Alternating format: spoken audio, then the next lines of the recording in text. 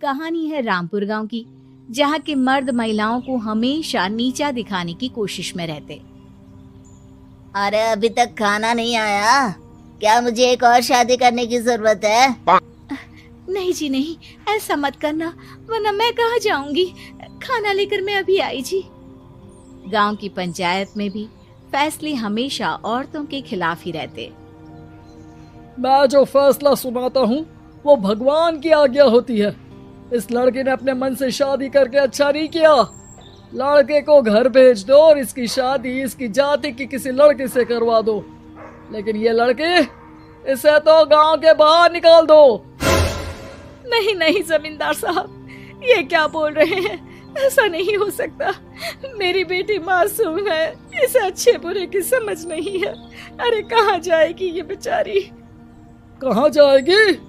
इतनी चिंता है तो पूरे परिवार का गांव निकाला कर देते हैं। बेचारे पूरे बसे बसाए परिवार को गांव छोड़ना पड़ता है। चाहे जो हो, अगर बेटियों को कंट्रोल नहीं कर सकते तो गांव में रहने का कोई मतलब नहीं है। यहाँ औरतों को दब कर रहना होगा। कोई भी अपने हिसाब से कुछ नहीं कर सकता, सब ईश्वर की मर्जी से ही होगा। तभी गांव का एक आदमी दौड़ा दौड़ा आता है। सरपंच साहब, जमींदार साहब, वो कालिया है ना, उसकी बेटी पढ़ने के लिए शहर जा रही है। अच्छा, ये कब हो गया? और कालिया की हिम्मत कैसे हो गई ऐसा करने की? लेकर आओ उसे और उसकी बेटी को। बस फिर क्या था, हाजिर हो जाते हैं कालिया और उसकी बेटी सरपंच के सामने। अरे कालिया, ये क्या सुनने में आ रहा है? बेटी को इंजीनियर बना रहा है तू? और ये बता, गांव में तो स्कूल नहीं है, फिर कहां से इतनी क्लास पास कर गई तेरी बेटी? राधा, जो कि कालिया की बेटी है, उसे लगता है कि सरपंच उसकी तारीफ कर रहे हैं। सरपंच जी, मैंने ऑनलाइन पढ़ाई की है, डिस्टेंस लर्निंग से। सभी में मैंने अच्छे नंबर पाए हैं, जिसे देखते हुए शहर की इंजीनियरिंग कॉलेज में मुझे स्कॉलरशिप मिली है। वाह जी वाह, क्या होती है ये? पहले तो ये बताओ, फिर आगे की बात करते हैं। पूरा गांव राधा की बात सुन रहा था और राधा बोलती जा रही थी। तो ऐसे मैं फ्री में एक अच्छी शिक्षा लेकर गांव में जो कुछ परेशानियां हैं, जैसे बिजली, पानी और इंटरनेट जैसी समस्याओं के लिए काम करूंगी। मैं गांव को शहर से जोड़ने के लिए पुल का निर्माण करवाने का प्रस्ताव रखूंगी। मुझे पूरी उम्मीद है कि जल्द ही हमारा गांव भी तरक्की की राह पर चल पड़ेगा। राधा की बात सुनकर सारे गांव वाले ताली बजाने लगते हैं। सरपंच को समझ नहीं आता कि वो क्या करे। चुप रह नादान लड़की, गांव के खिलाफ जाने के लिए तुझे गांव से बेदखल कर दिया जाएगा, वो भी पूरे परिवार के साथ। और हाँ, अगर ठीक से गांव में रहना चाहती है तो ये पढ़ाई लिखाई छोड़ दे। हम तेरे लिए गांव का कोई होनहार लड़का देखेंगे। तभी गांव का एक आदमी बोल पड़ता है। अरे नहीं नहीं सरपंच जी, राधा बिटिया जो बता रही है, अगर वैसा हो जाए तो हम लोगों को पैसा कमाने के लिए बाहर नहीं जाना पड़ेगा। हाँ जी, और ना ही कोसों दूर पानी के लिए भटकना पड़ेगा। हमारे बच्चे भी अच्छी पढ़ाई कर सकेंगे और आगे बढ़ेंगे, ना कि हमारी तरह खेती करते बैठेंगे। क्यों गांव वालों, राधा बिटिया का साथ देना चाहिए ना। सरपंच देखता है कि गांव राधा के साथ है तो वो चुप हो जाता है। वो घर आकर अपने सलाहकार से बात करता है, जो बहुत ही चालाक किस्म का इंसान होता है। अरे सरपंच साहब, आपको बहुत ही होशियारी से काम लेना पड़ेगा। एक बार गांव तरक्की कर गया, यहाँ के बालक पढ़ लिए तो कोई ना पूछेगा आपको। और फिर ये जो बेटा और बेटी है ना आपके, इनको भी आम लोगों की तरह ही जीवन जीना होगा।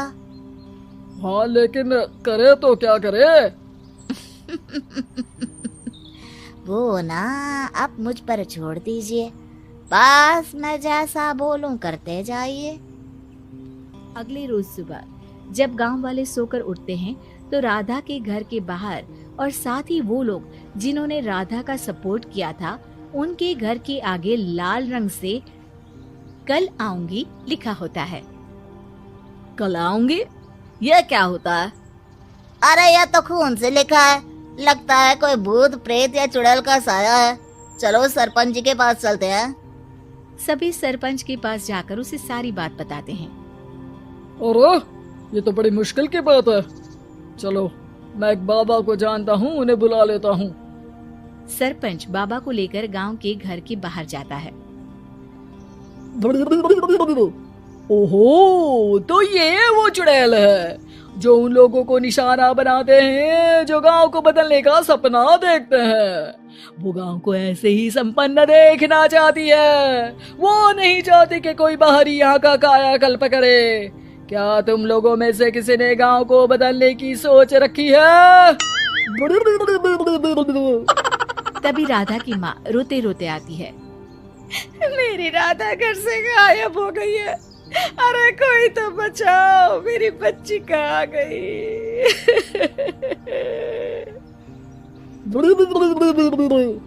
ले गई वो चुड़ैल, तेरी बच्ची को ले गई।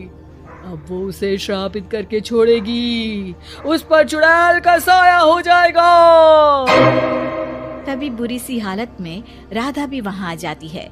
उसके बाल चुड़ैल की तरह फैले होते हैं और कपड़ों में खून लगा होता है। सभी राधा को देखकर डर जाते हैं। माँ, पता नहीं मुझे कौन उठा कर ले गया था। अरे दूर दूर हो जा चुड़ैल, अब हम लोग इस गांव में नहीं रुकेंगे। अरे कैसे बातें कर रहे हैं आप? कल तो आप मेरे भरोसे गांव का हुलिया बदलने, अपने बच्चों को पढ़ाने और तरक्की उन्नति की बात कर रहे थे, तो आज क्या हो गया आपको?